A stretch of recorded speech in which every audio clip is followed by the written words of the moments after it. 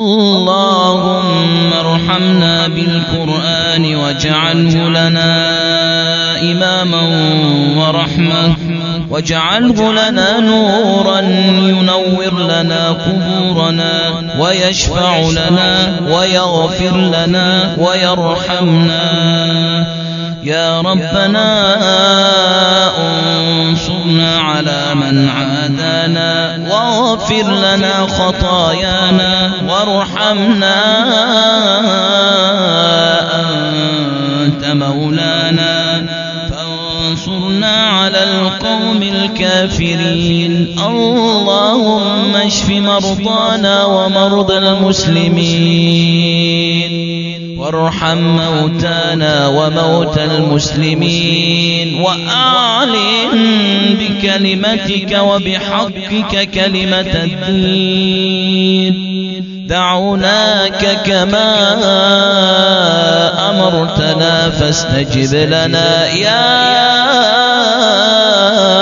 أرحم الراحمين.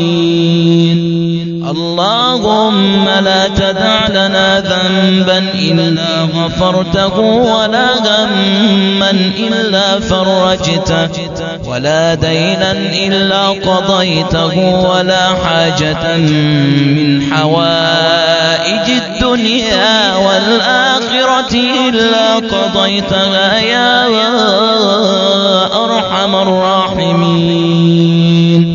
اللهم اعتق رقابنا من النار، ومن كل عمل يقربنا إلى النار، وأدخلنا برحمتك يا مولانا في جناتك مع الأبرار يا أرحم الراحمين. تقبل منا صلاتنا وصيامنا وركوعنا وسجودنا، واختم بالباقيات الصالحات أعمالنا.